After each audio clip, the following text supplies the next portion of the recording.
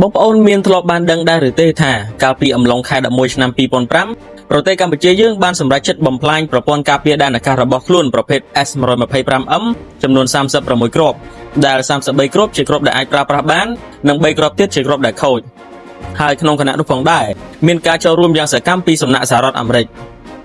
តែសហរដ្ឋអាមេរិកបានបង្ខំឲ្យកម្ពុជាបំផ្លាញវាឬក៏កម្ពុជាសម្រេចចិត្តដោយខ្លួនឯងហើយតើមានបញ្ហាអ្វីឲ្យប្រកាសបានជាកម្ពុជាសម្រេចចិត្តកំទេចប្រព័ន្ធមីស៊ីលដែលអាចការពារដែនអាកាសរបស់ខ្លួនពីយន្តហោះចម្បាំងរបស់សត្រូវបានមុននឹងយើងទៅស្វែងយល់អំពីពេលដែលកម្ពុជាចាប់ផ្ដើមទទួលបានអាវុធប្រភេទនេះហើយអ្វីបានជាកម្ពុជាសម្រេចចិត្តបំផ្លាញនិងថាតើការបំផ្លាញនេះមានពាក់ព័ន្ធជាមួយសហរដ្ឋអាមេរិកកម្រិតណានោះយើងមកស្គាល់អំពីសមត្ថភាពរបៀបធ្វើការនិងប្រព័ន្ធប្រតិបត្តិការរបស់វាជាមុនសិន S125 Neva ឬក៏ Pokera ឬដែលអង្គការ NATO ដាក់ឈ្មោះឲ្យថា SA3 គឺជាប្រព័ន្ធការពារដែនអាកាសបាញ់ពីដីទៅលើមេឃ Surface to Air Missile រយៈចម្ងាយខ្លីវាត្រូវបានអភិវឌ្ឍឡើងនៅអំឡុងទសវត្សរ៍ឆ្នាំ1950ដោយសហភាពសូវៀតនិងបានរចនាម៉ូដដោយលោកវិស្វករជនជាតិរុស្ស៊ីឈ្មោះ Alexei Eksov សហភាពសូវៀតបានបង្កើតវាឡើងមកដើម្បីជំនួសប្រព័ន្ធសេរីចាស់ប្រភេទ S25 និង S75 បន្ទាប់ពីបានសាកល្បងជោគជ័យវាក៏ត្រូវបានដាក់ឲ្យចូលបម្រើការជាផ្លូវការក្នុងកងទ័ពសហភាពសូវៀតនៅឆ្នាំ1961ហើយការដាក់ចូលបម្រើការជាលើកដំបូងគឺវាត្រូវបានធ្វើប្រតិបត្តិការការពារជុំវិញទីក្រុងមូស្គូរបស់ប្រទេសរុស្ស៊ីផ្ទាល់តែម្ដងនៅក្នុងសម័យនោះជាសម័យដែលចាប់ផ្ដើមសង្គ្រាមត្រជាក់ពិភពលោកត្រូវបានបែងចែកជាពីរប្លុកធំៗគឺប្លុកកុម្មុយនីសដឹកនាំដោយសហភាពសូវៀតនិងប្លុកសេរីដឹកនាំដោយសហរដ្ឋអាមេរិកដែលមានសម្ព័ន្ធមិត្ត NATO ជាដៃជើងប្រទេសទាំងពីរនេះប្រកួតប្រជែងគ្នាលើគ្រប់វិស័យមិនថាបច្ចេកវិទ្យាអាវុធឬវិស័យអវកាសឡើយប៉ុន្តែការគម្រាមកំហែងដ៏ធំបំផុតសម្រាប់សហភាពសូវៀតនោះគឺយន្តហោះទម្លាក់គ្រាប់បែកដែលអាចហោះបានល្បឿនលឿននិងហោះក្នុងរយៈកម្ពស់ខ្ពស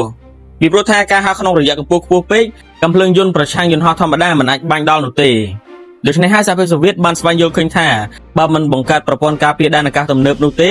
េទីក្រុងធំៗរលានយន្តហោះមូលដ្ឋានយោធានិងរោងចក្រសំខាន់ៗអាចត្រូវរងការវាយប្រហារបានគ្រប់ពេលទាំងអស់ដូច្នេះហើយចំពោះគោលបំណងនៃការបង្កើត S125 ឡើងមិនមែនដើម្បីការពារទាហាននៅសមរភូមិនោះទេ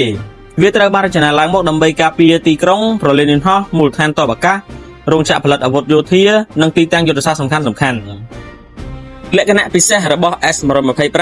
គឺវាត្រូវបានបង្កើតឡើងដើម្បីបាញ់យន្តហោះដែលហោះនៅកម្ពស់ទាបនិងមធ្យមដែលជាចន្លោះកម្ពស់ប្រព័ន្ធចាស់ៗពិបាកការពារសម្រាប់សម័យនោះនេះគឺជាការរីកចម្រើនដ៏ធំសម្បើមមួយរបស់សហភាពសូវៀតប្រទេសជាច្រើនចាប់ផ្ដើមបញ្ជាទិញវាព្រោះវាមានតម្លៃថោកជាងប្រព័ន្ធធំៗហើយអាចការពារដែនអាកាសបានយ៉ាងមានប្រសិទ្ធភាពមិនយូរប៉ុន្មាន S125 បានរីករាលដាលទៅជាង30ប្រទេសនៅជុំវិញពិភពលោកហើយក្នុងចំណោមប្រទេសទាំងនោះក៏មានកម្ពុជាយើងផងដែរប៉ុន្តែតើប្រព័ន្ធនេះដំណើរការយ៉ាងដូចម្ដេចហើយអ្វីមីស៊ីលមួយអាចបាញ់ចេញពីដីហើយតាមរងយន្តហោះដែលកំពុងហោះក្នុងល្បឿនរាប់រយគីឡូម៉ែត្រក្នុង1ម៉ោងបាន S125 គឺជាឈ្មោះនៃប្រព័ន្ធជើងតម្រនិងប្រព័ន្ធបញ្ជាទាំងមូលទៅលើមីស៊ីលប្រភេទ V600 និង V601 ដែលនៅក្នុងមួយកញ្ច្រែងអាចដាក់បានគ្រាប់មីស៊ីលចំនួន4គ្រាប់សម្រាប់ជើងបញ្ឈរនិងអាចដាក់បាន2គ្រាប់សម្រាប់ភ្ជាប់ទៅលើរថយន្តយោធាប្រភេទ ZIL 130 V601 មានប្រវែង 6090 មីលីម៉ែត្រមានទម្ងន់953គីឡូក្រាមនិងបានបំពាក់ក្បាលគ្រាប់ទម្ងន់60គីឡូក្រាមជាប្រភេទ HE Frag វាគឺជាប្រភេទមីស៊ីលប្រើប្រាស់ឥន្ធនៈរឹងឬដែលគេហៅថា Solid Fuel កាំជ្រួយនេះអាចធ្វើប្រតិបត្តិការបានចម្ងាយ35គីឡូម៉ែត្រនិងអាចហោះបានរយៈកម្ពស់ 18000 ម៉ែត្រជាមួយនឹងល្បឿនជាង 3000 គីឡូម៉ែត្រក្នុង1ម៉ោងហើយមិនត្រឹមតែប៉ុណ្ណោះកាំជ្រួយ S125 ក៏បានបំពាក់មកនូវប្រព័ន្ធប្រតិបត្តិការពិសេសមួយចំនួនជាពិសេសសមត្ថភាពនៃការបំផ្ទុះខ្លួនវានៅលើអាកាសតើប្រព័ន្ធបំផ្ទុះខ្លួននៅលើអាកាសនេះមានន័យយ៉ាងដូចម្តេចមនុស្សជាច្រើនបានយល់ថាមីស៊ីលត្រូវតែបុកឲ្យចំទួលខ្លួនរបស់យន្តហោះទើបអាចបាញ់ទម្លាក់បានប៉ុន្តែសម្រាប់ S125 មិនចាំបាច់ធ្វើដូច្នោះទេនៅពេលដែលគ្រាប់មីស៊ីលចាប់ផ្ដើមហោះប្រដេញយន្តហោះចម្បាំងដែលកំពុងហោះហើរក្នុងល្បឿនជាង 1000 គីឡូម៉ែត្រក្នុង1ម៉ោងក្នុងល្បឿនលឿនបែបនេះការបុកឲ្យចំទួលខ្លួនយន្តហោះតែម្ដងគឺជារឿងពិបាកណាស់ដូច្នេះវិស្វករសូវៀតបានបង្កើតវិធីសាស្ត្រមួយដែលឆ្លាតជាងនៅពេលដែលគ្រាប់មីស៊ីលហោះចូលជិតទៅដល់គោលដៅរ៉ាដារបស់ប្រព័ន្ធនៅខាងក្រោមនឹងគណនាចម្ងាយរវាងមីស៊ីលនិងយន្តហោះជានិច្ចនៅពេលដែលវាហោះទៅដល់ចម្ងាយដែលគៀកបំផុត Physics ប្រភេទ Proximity Fuse នឹងបញ្ជាឲ្យក្បាលគ្រាប់ផ្ទុះភ្លាមៗនៅពេលនោះបំណែកដែករាប់ពាន់បំណែកនឹងផ្ទុះចេញជុំវិញក្នុងល្បឿនដ៏ខ្ពស់មួយទោះបីជាមីស៊ីលមិនបានបុកចំយន្តហោះផ្ទាល់ក៏ដោយក៏កំទេចកំទីដែកទាំងនោះអាចទម្លុះស្លាប់យន្តហោះបំផ្លាញម៉ាស៊ីនកាត់ខ្សែភ្លើងឬក៏អាចបំផ្លាញប្រព័ន្ធបញ្ជាការហោះហើរទាំងស្រុងបានដូច្នោះដែរដែលសមត្ថភាពបែបនេះគ្រប់គ្រាន់ដើម្បីធ្វើឲ្យយន្តហោះបាត់បង់ការគ្រប់គ្រងឬធ្លាក់ដោយមានប្រសិទ្ធភាពដូច្នេះហើយ S125 មិនចាំបាច់បុកគោលដៅឲ្យចំពេញ 100% នោះទេ ប៉ុន្តែតាមមីស៊ីលនេះដឹងដល់របៀបណាថាយន្តហោះស្ថិតនៅទីណាតើវាមានបំពាក់ប្រព័ន្ធ GPS ឬក៏ INS ដែរឬអត់សម្រាប់ចម្លើយនោះគឺវាមិនមានបំពាក់ប្រព័ន្ធទំនើប GPS ឬក៏ INS នោះទេដោយសារតែ S125 ត្រូវបានអភិវឌ្ឍនៅក្នុងទសវត្សរ៍ឆ្នាំ1950និងដាក់ឲ្យប្រើប្រាស់នៅក្នុងឆ្នាំ1961នៅក្នុងសម័យនោះប្រព័ន្ធ GPS មិនទាន់បានបង្កើតឡើងនៅឡើយទេពីព្រោះថាប្រព័ន្ធ GPS ទើបតែចាប់ផ្ដើមគម្រោងស្រាវជ្រាវជាលើកដំបូងដោយសហរដ្ឋអាមេរិកនៅក្នុងឆ្នាំ1973ប៉ុណ្ណោះគឺនៅក្រៅពេលដែល S125 កើតប្រហែលជាជាង10ឆ្នាំដូច្នេះហើយចំនួននោះ S125 គឺពឹងផ្អែកទាំងស្រុងទៅលើរ៉ាដាដែលស្ថិតនៅលើដី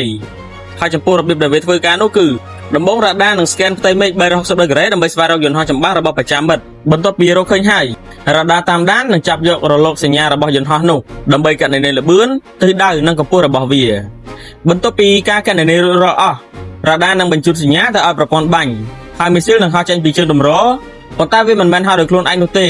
គឺពេញមួយពេលដែលវាកំពុងហោះហើររ៉ាដានៅលើដីនឹងបន្តផ្ញើសញ្ញាបញ្ជាតាមរលកវិទ្យុដើម្បីកែទិសដៅរបស់មីស៊ីលនិងបន្តតម្រង់គោលដៅឲ្យត្រូវនឹងទូខ្លួនរបស់យន្តហោះបើបកស្រាយឲ្យងាយស្រួលយល់មីស៊ីលប្រៀបដូចជាយន្តហោះចម្បាំងមួយគ្រឿងរីឯរ៉ាដាប្រៀបដូចជាអ្នកបញ្ជាយន្តហោះចង់បាត់ឆ្វេងបាត់ស្ដាំឡើងទៅលើឬក៏ចុះក្រោមអាស្រ័យទៅលើអ្នកបញ្ជានេះហើយជាមូលហេតុដែលប្រសិនបើរ៉ាដាត្រូវបានបំផ្លាញឬក៏ត្រូវរំខានដោយប្រព័ន្ធសង្គ្រាមអេឡិចត្រូនិកប្រសិទ្ធភាពរបស់ S125 នឹងធ្លាក់ចុះយ៉ាងខ្លាំងឬក៏អាចថាពេលខ្លះវានឹងបាត់បង់សមត្ថភាពវាប្រហារទាំងស្រុងតាំងពីបង្កើតវាលើកដំបូងមកវាធ្លាប់បានឆ្លងកាត់ការការពារក្នុងសមរភូមិអស់ជាច្រើនសម័យកាលមកហើយបើនិយាយពីភាពល្បីល្បាញរបស់វាមានច្រើនសមរភូមិខ្លាំងណាស់ជាពិសេសពិភពលោកភ្ញាក់ក្បាលបំផុតនៅពេលដែលវាបានបាញ់ទម្លាក់យន្តហោះទម្លាក់គ្រាប់បែកបំបាំងកាយ F117 Nighthawk របស់សហរដ្ឋអាមេរិកមួយគ្រឿងនៅក្នុងឆ្នាំ1999នៅប្រទេសយូហ្គោស្លាវីនិងការបាញ់ទម្លាក់យន្តហោះចម្បាំងប្រភេទ F16 របស់កងទ័ពអាកាសសហរដ្ឋអាមេរិកដូចគ្នានៅឆ្នាំ2003ក្នុងសង្គ្រាមអាមេរិកឈ្លានពានប្រទេសអ៊ីរ៉ាក់ប៉ុន្តែតើសមត្ថភាពរបស់វាខ្លាំងប៉ុណ្ណឹងដែរតើហេតុអ្វីបានជាប្រទេសកម្ពុជាឈប់ប្រើប្រាស់វាមិនត្រឹមតែប៉ុណ្ណោះថែមទាំងកំទេចវាចោលទៀតតើវាជាការដាក់សម្ពាធរបស់សហរដ្ឋអាមេរិកហើយកម្ពុជាកំទេចវាចោលឬក៏វាគ្មានប្រយោជន៍សម្រាប់ការប្រើប្រាស់មុននឹងយើងចូលទៅដល់សំណួរទាំងនេះយើងចាប់ផ្ដើមមកដឹងអំពីចំនួនដែលកម្ពុជាទទួលបាន S125 ជាលើកដំបូងនៅពេលដែលរបបកម្ពុជាប្រជាធិបតេយ្យឬដែលគេស្គាល់ថារបបខ្មែរក្រហមត្រូវបានដួលរលំក្នុងឆ្នាំ1979រដ្ឋាភិបាលចម្រុះរបស់ប្រទេសកម្ពុជាក៏បានព្យាយាមស្ដារឡើងវិញនៅវិស័យការពារជាតិនិងជាពិសេសការស្នើសុំជំនួយផ្នែកឧបករណ៍យោធាបន្ថែមពីសម្ព័ន្ធមិត្តដែលជិតស្និទ្ធបំផុតគឺសហភាពសូវៀតក្រោយមកប្រហែលជា 2-3 ឆ្នាំគឺអំឡុងដើមទសវត្សរ៍ឆ្នាំ80សហភាពសូវៀតបានយល់ព្រមក្នុងការផ្តល់ជំនួយយោធាជាច្រើនមកកាន់ប្រទេសកម្ពុជារួមមានកាំជ្រួញវង BM21 រថក្រោះតៃ 54-55 កាំភ្លើងយន្តបាញ់យន្តហោះធុនធ្ងន់ប្រភេទ ZU-23 ឧទ្ធម្ភាគចក្រចម្បាំង Mi-24 ចំនួន2គ្រឿងយន្តហោះចម្បាំងប្រដេញប្រភេទ MiG-21 ចំនួនជាង30គ្រឿងនិងទូឯករបស់យើងក្នុងវីដេអូនេះគឺប្រព័ន្ធការពារដែនអាកាស S125 ក្នុងចំនួន1ដែលមិនបានបញ្ជាក់តួលេខនៅមានអាវុធជាច្រើនប្រភេទទៀតដែលមិនទាន់បានរៀបរាប់អស់ហើយមិនត្រឹមតែប៉ុណ្ណោះទេកម្ពុជាមិនមែនទទួលជំនួយតែពីសហភាពប៉ុណ្ណោះទេសូម្បីតែសហរដ្ឋអាមេរិកនិងប្រទេសនៅតំបន់អឺរ៉ុបមួយចំនួនក៏បានឧបត្ថម្ភមកកាន់កម្ពុជាយើងផងដែរចូលមកដល់ចំណុចសំខាន់របស់សំណួរយើងវិញម្ដងអំពីមូលហេតុដែលកម្ពុជាបញ្ឈប់ការប្រើប្រាស់វាទាំងស្រុងបន្ទាប់ពីកម្ពុជាទទួលបាន S125 មកប្រើមិនទាន់បានប្រមាណផងក្នុងអំឡុងឆ្នាំ1993នៅពេលដែលអង្គការសហប្រជាជាតិឬដែលហៅកាត់ថាអ៊ុនតាក់បានចូលមកបញ្ចប់ចំនួនរវាងភាគីផ្សេងៗនៅក្នុងប្រទេសកម្ពុជាយើងកងទ័ពមុខខៀវរបស់ពួកគេក៏បានដកហូតអាវុធធុនធ្ងន់ជាច្រើនប្រភេទយកទៅគ្រប់គ្រងមានដូចជាឧទ្ធម្ភាគចក្រចម្បាំង Mi-24 ទាំង2គ្រឿងនិងយន្តហោះចម្បាំង MiG-21 ទាំងជាង30គ្រឿងដោយការយកទៅគ្រប់គ្រងនៅអាវុធប្រភេទនេះពួកគេមិនបានថែទាំវាដិតនោះទេដែលនាំឲ្យយន្តហោះចម្បាំង MiG-24 មួយចំនួនបានរងការខូចខាតផ្នែកម៉ាស៊ីននិងប្រព័ន្ធប្រតិបត្តិការហើយឧទ្ធម្ភាគចក្រទាំង2គ្រឿងក៏បានបាត់ខ្លួនចេញពីប្រទេសកម្ពុជាដោយគ្មានដំណឹងចំណែកឯប្រព័ន្ធការពារដែនអាកាសប្រភេទ S125M នេះវិញត្រូវបានពួកគេកំទេចចោលប្រព័ន្ធបាញ់ទាំងស្រុងចាប់ពីពាក់កណ្ដាលទសវត្សរ៍ឆ្នាំ90ដូច្នេះហើយចាប់តាំងពីពេលនោះមកកម្ពុជាមិនអាចធ្វើប្រតិបត្តិការទៅលើប្រព័ន្ធនេះបាននោះទេដោយនៅសល់គ្រាប់តែចំនួន36ដើមតែប៉ុណ្ណោះដែលនៅសេសសល់នៅក្នុងឃ្លាំងបន្ទាប់មកជាង10ឆ្នាំក្រោយគឺនៅក្នុងថ្ងៃទី18ខែវិច្ឆិកាឆ្នាំ2005រដ្ឋាភិបាលកម្ពុជាក៏បានសម្រេចចិត្តបំផ្លាញគ្រាប់រ៉ុកែតទាំង36គ្រាប់ចោលទាំងស្រុងដែលធ្វើឡើងនៅក្នុងស្រុកភ្នំស្រួយខេត្តកំពង់ស្ពឺដែលមានការចូលរួមពីថ្នាក់ដឹកនាំយោធាកម្ពុជាសំខាន់ៗជាច្រើនរូបនិងបានការឧបត្ថម្ភយ៉ាងសកម្មពីស្ថានទូតអាមេរិកប្រចាំប្រទេសកម្ពុជាហើយក្នុងគណៈពេលនោះកម្ពុជាមិនមែនកំទេចតែគ្រាប់របស់ S125 ទាំង36គ្រាប់ប៉ុណ្ណោះទេប្រទេសកម្ពុជាធ្លាប់បានកំទេចនៅប្រភេទកាំជ្រួចលីលើស្មាសម្រាប់បាញ់ឧទ្ធម្ភាគចក្រនិងយន្តហោះប្រតិកម្មធុនស្រាលប្រភេទ SA7 អស់233ដើម ម្ដងរួចមកហើយកាលពីឆ្នាំ2004ដោយស្របទៅតាមការស្នើសុំរបស់សហរដ្ឋអាមេរិក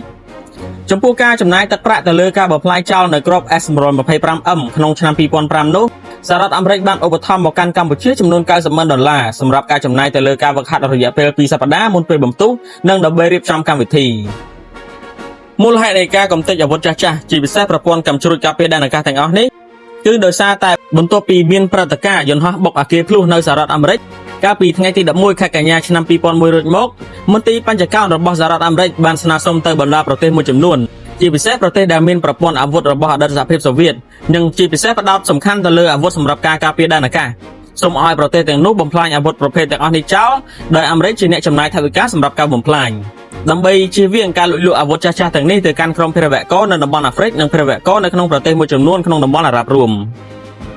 ចំពោះមូលហេតុដែលសហរដ្ឋអាមេរិករដ្ឋបិទខ្លាំងទៅលើប្រព័ន្ធការពារដែនអាកាសមានមូលហេតុធំមួយទៀតគឺដោយសារតែកាលពីឆ្នាំ2002យន្តហោះឯកជនរបស់ក្រុមហ៊ុនអាកាសចរអ៊ីស្រាអែលមួយគ្រឿងត្រូវបានបាញ់ទម្លាក់ដោយក្រុមភេរវករនៅពេលដែលហោះហើរឆ្លងកាត់ប្រទេសកេនយ៉ាដូច្នេះចាប់តាំងពីពេលនោះសហរដ្ឋអាមេរិកក៏បានស្នើទៅកាន់ប្រទេសជាច្រើនមិនមែនមានតែកម្ពុជាមួយនោះទេក្នុងការបំផ្លាញនូវអាវុធចាស់ៗរីឯមូលហេតុដែលកម្ពុជាយល់ព្រមតាមការស្នើសុំនេះគឺមានមូលហេតុមួយចំនួនពាក់ព័ន្ធនឹងភូមិសាស្ត្រនយោបាយនិងជាពិសេសការរឹតបន្តឹងចំណងការទូតរវាងកម្ពុជានិងសហរដ្ឋអាមេរិកឲ្យកាន់តែមានភាពល្អប្រសើរជាងមុនហើយណាមួយបើសិនជាទុកគ្រាប់ទាំងអស់នេះទៀតក៏គ្មានបានប្រយោជន៍អីដែរដោយសារតែជើងតម្រនិងឧបករណ៍បាញ់ទាំងអស់ត្រូវបានកំទេចតាំងពីចំនួនអ៊ុនតាក់មកម្លេះបើទោះបីជាទុកវាក្នុងឃ្លាំងទៀតក៏វានាំឲ្យចង្អៀតតែឃ្លាំងហើយវាក៏អាចធ្វើឲ្យសហរដ្ឋអាមេរិកមានការថ្នាំងថ្នាក់ចិត្តទៅលើប្រទេសយើងផងដែរដោយសរុបសេចក្តីមកវិញការបំផ្លាញមីស៊ីលការពារដែនអាកាស S125M របស់កម្ពុជាមិនមែនមានន័យថាកម្ពុជាបោះបង់ការការពារដែនអាកាសរបស់ខ្លួននោះទេផ្ទុយទៅវិញវាគឺជាការបញ្ចប់នៃសម័យអាវុធរបស់សហភាពសូវៀតស៊េរីចាស់ៗដែលលែងមានសមត្ថភាពក្នុងការការពារយន្តហោះចម្បាំងស៊េរីទំនើបហើយបើកផ្លូវឲ្យកងយុទ្ធពលខេមរៈភូមិន្ទឆ្ពោះទៅរកការធ្វើទំនើបកម្មប្រព័ន្ធការពារដែនអាកាសស៊េរីថ្មីសប្តាហ៍ថ្ងៃកម្ពុជាកំពុងពង្រឹងសមត្ថភាពយោធារបស់ខ្លួនជាបន្តបន្ទាប់តាមរយៈការទទួលយកបច្ចេកវិទ្យា